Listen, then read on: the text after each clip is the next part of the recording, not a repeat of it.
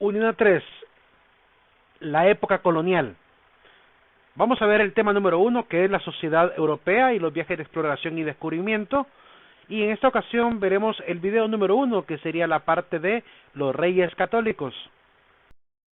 Europa, antes del colonialismo, pues vivía en un sistema de feudalismo, que va a comenzar desde la caída del Imperio Romano de Occidente en el 476 después de Cristo hasta el siglo XI aproximadamente, cuando empiezan ya a aparecer los grandes reinos europeos. El sistema feudal consistía pues en un señor dueño de territorios, los grandes latifundios, y que rentaba en pequeños minifundios parcelas para poder cultivar a los campesinos, y a cambio les cobraba pues las primicias de la cosecha, tributo en moneda o el diezmo incluso. Hay que decir que también recibían de parte del señor feudal pues la protección en el caso de una invasión. Durante esta época del feudalismo europeo hubo tres niveles en los estratos sociales. En la parte más baja estaban los campesinos, que se dedicaban a ser siervos de la gleba. La gleba era una tierra pues arable, una tierra cultivable. Los pastores, los leñadores, los sirvientes, los pequeños propietarios. Este es el primer nivel y más bajo. En el segundo nivel estaban los nobles, que podían optar al cargo de duques, marqueses, condes, caballeros, y el clero, que podían optar a cargo de obispos, sacerdotes, ¿verdad? Sobre todo de parroquias importantes, abadesas o abades también, que eran los padres superiores de un monasterio. Los monjes y los frailes están en la zona también del segundo nivel del clero, y en el primer nivel pues estaba el rey. Cada uno de los niveles pues tenía diferentes actividades muy comunes. Los nobles se dedicaban pues a la guerra, a los torneos, a las cacerías, a las fiestas, a las ceremonias. Los monjes se dedicaban a la oración, al trabajo, al estudio, al copiar y traducir libros, y vivían sujetos a una regla disciplinaria, la regla del fundador.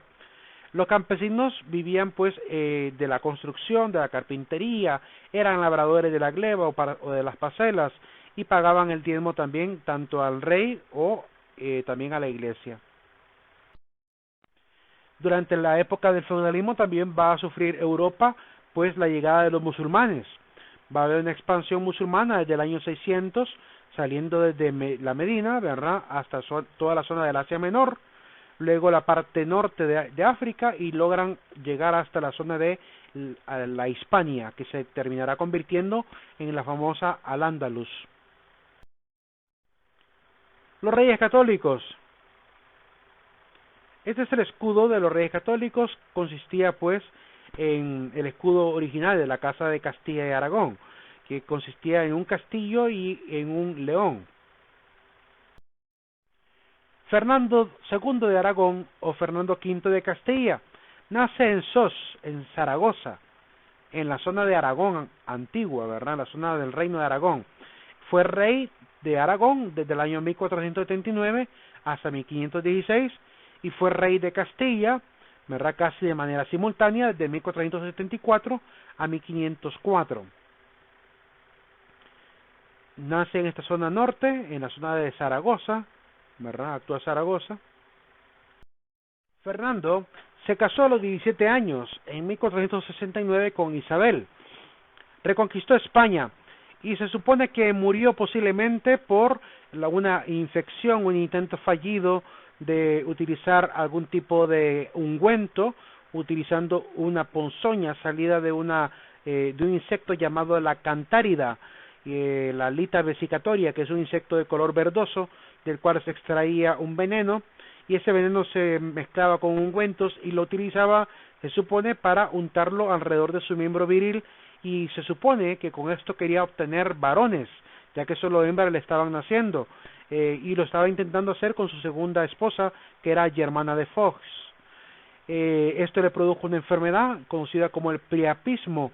El priapismo es una enfermedad que produce la inflamación extrema del miembro viril masculino, y viene del nombre de uno de los antiguos dioses romanos, ¿verdad?, Príapo, como se puede ver en la pintura de Pompeya, ¿verdad?, de la casa de Betty, donde se puede observar a este supuesto dios con un gran miembro viril, y la vesicatoria o lita vesicatoria es este insecto, ¿verdad? Así que se supone que por esta enfermedad del priapismo es que él termina muriendo.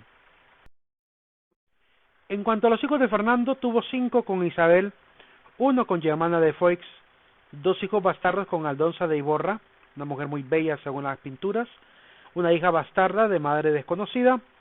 Y quiero recordar que el tema de la bastardía era bastante negativo todavía para esta época, ya que bastardo originalmente significa hijos segundos de un segundo matrimonio, o hijos incluso fuera del matrimonio. Y en la Biblia pues aparece que el bastardo no era admitido en la Asamblea de Dios, así que era un tema también tremendo, porque tampoco tenían derecho a la corona. Isabel de Castilla nace en Madrigal de las Altas Torres, en Ávila, en 1451. Reina de Castilla, en 1454, vivió 53 años. En ese tiempo, pues, 30 años de su vida lo dedicó a ser reina de Castilla y 26 años a ser reina de consorte de Aragón. Es cierto, no suman los años porque fueron simultáneos. Así que mientras fue reina de Castilla, también fue reina de Aragón. Se casó en 1469 a los 18 años. Un matrimonio por conveniencia política. Es importante resaltar que el matrimonio de Fernando e Isabel era ilegítimo porque al parecer eran primos, y por lo cual, según la iglesia, no podían casarse. Sin embargo, al Papa Sixto IV le va a tener que llegar influencias de parte de un cardenal para hacerle ver que era necesario unificar los reinos, y el matrimonio entre estos dos, entre Fernando e Isabel, ayudaría a fortalecer a la Hispania y poder lograr pues la suficiente fuerza para poder expulsar a los musulmanes. La lucha musulmana era tremenda en cuanto a la importancia que tenía, porque además era erradicar también a los que se oponían a la creencia en Cristo, ya que los musulmanes ven a Jesús como un profeta y no lo ven como un enviado de Dios, igual que Mahoma, pero no lo ven como el Hijo de Dios, porque para ellos es un tema pues de blasfemia, al igual que el judío. Así que vieron en este matrimonio el cardenal Rodrigo Borgia, famoso cardenal que después se convertirá en papa, va a conseguir el matrimonio y la legalización del matrimonio de estos dos. Hay que decir algo, que el tío de Isabel tuvo que convencer a Isabel para poderse casar. Ella no quería casarse, seguramente convencida por lo que estaba a punto de ocurrir, la ilegitimidad moral, más que legal, moral del matrimonio. Quizá por eso se preocupaba ella en respecto a ello, pero al final el tío la termina convenciendo y casi pues obligando a ceder a este matrimonio. Después Rodrigo Borgia se convertiría en el Papa Alejandro VI. Un dato loable respecto a la vida de Isabel, y es el hecho de que ella toda su vida la dedicó a la lectura del Evangelio, a la lectura de vida de personas santas, para fortalecerse, porque el matrimonio de ella realmente no fue ideal. Primero fue un matrimonio de problema moral, ¿verdad? Que aunque no fuera un tema doctrinal, porque no tenía nada que ver con la doctrina, era más una práctica moral, ella seguramente se sentía pues mal por esto. Y también hay que decir que fue una mujer que no deseaba con la avaricia, es decir, nació como princesa y le tocó que vivir como princesa, pero su actitud hacia el tema de la corona era una actitud de lejanía. Tuvo amistades también santas. Santa Beatriz de Silva, la fundadora de la Orden de las Franciscanas de la Inmaculada Concepción, que son monjas de clausura, o sea, al final le va a regalar a esta santa el primer edificio del convento de las hermanas que va a fundar. Así que Isabel, se puede decir, tuvo una vida bastante cercana a la santidad. Don Andrés de Cabrera, que era el tesorero real de la época, en el Archivo, Biblioteca y Museos de 1873, en el tomo 3, página 126, escribe acerca de Isabel lo siguiente: la virtud y la modestia de la infanta nos obligan a esperar que no tendrá más voluntad que la vuestra, ni alentará la ambición de los grandes, pues no hubiese rehusado al título de reina que le ofrecían, contentándose con el de princesa que, a su entender, le pertenece. Así que, según el Archivo de Biblioteca y Museos, esta revista cuenta pues que Isabel no tenía ansiedad por ser reina, para nada, por eso se rehusaba a formar parte de este plan de matrimonio. La Iglesia Católica, por otro lado, ve en Isabel la imagen de una posible santa. De hecho, la página Info Vaticana escribe acerca de Isabel.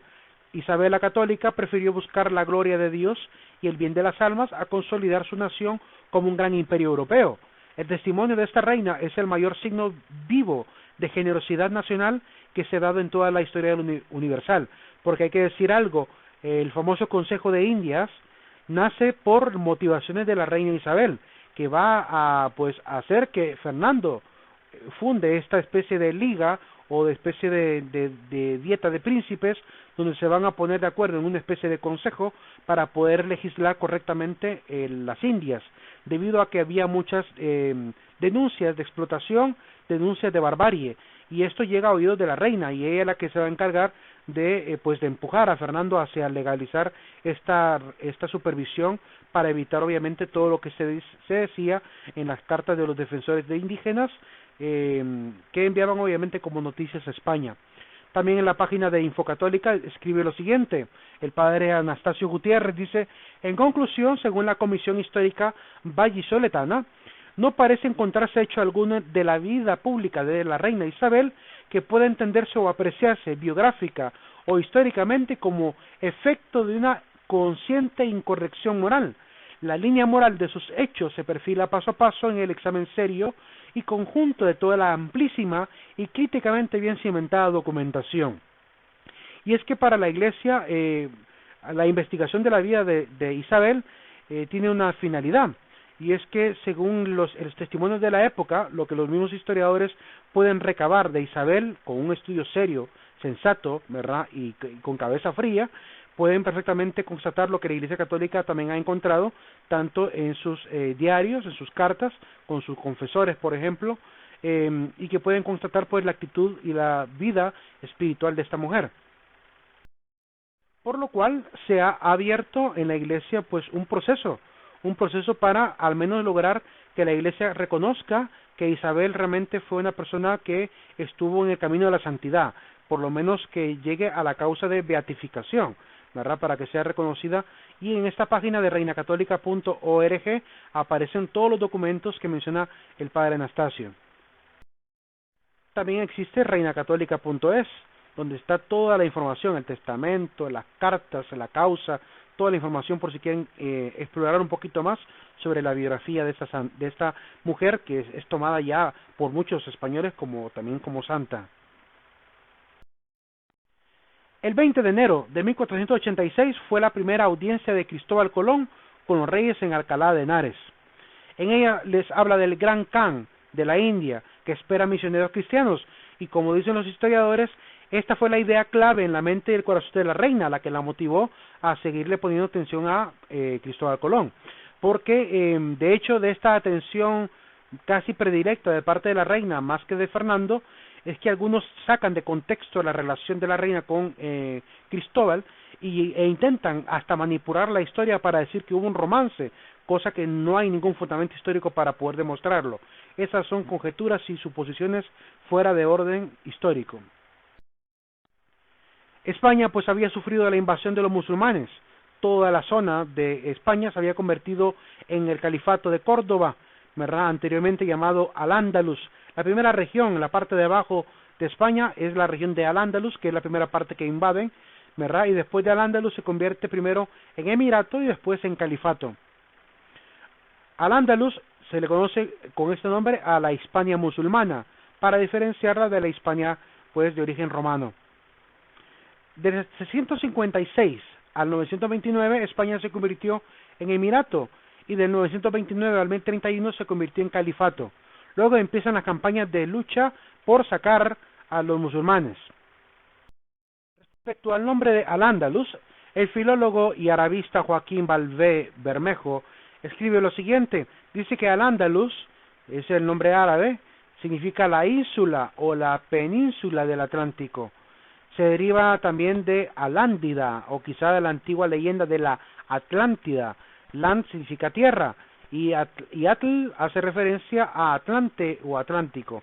Así que la tierra del Atlántico es el nombre por el cual se debería de traducir la palabra Al-Ándalus. Convertiría posteriormente en una serie de reinos: la corona de Castilla, la corona de Aragón, el reino de Navarra, el reino nazarí de Granada y el reino también de Portugal. Estuvieron 254 años con este sistema de reinos, desde 1238 a 1492, y durante esta época hubo al menos 10 años de guerra y aproximadamente 20 sultanes. Así, los reyes Fernando e Isabel se van a esforzar desde 1479 hasta 1492 para que las fuerzas del emir Muhammad XII puedan rendirse y por fin recuperar las tierras que pertenecían a la antigua Hispania. 736 años después de la invasión musulmana, por fin lo van a lograr. El sultán Muhammad XII, conocido entre los españoles como Boabdil, va a entregar por fin el reino nazarí de Granada el 25 de noviembre de 1491. De hecho, el 2 de enero de 1492 entregará las llaves a uno de los capitanes de las fuerzas españolas, ¿verdad?, de su anterior palacio, el lugar donde él mismo nació, que es la famosa Alhambra. Y logran por fin la expulsión definitiva de los moriscos, los descendientes de los moros, de los árabes y judíos también, en el año 1609 a 1614, en la época del rey Felipe III. Esta es la Torre de Comares, donde entrega las llaves el 2 de enero el anterior sultán emir de esas tierras del reino nazarí de Granada, y este es el palacio de la Alhambra, un complejo de jardines y palacios donde nació él. Él es hijo de la sultana Aixa, hay una leyenda en España que dice que cuando el rey o sultán se marchaba de sus palacios, hay un monte donde él voltea a ver y se dice que suspira y llora. Entonces la reina, la sultana Aixa, le dice a Muhammad: lloras como mujer lo que no lograste defender como hombre. Pero esa es una leyenda, no es algo que esté escrito en algún libro y que haya habido testigos de ello. Y sin embargo, existe un lugar en España que se llama el Monte de los Suspiros, donde se supone que pudo retroceder la mirada para observar por última vez su palacio.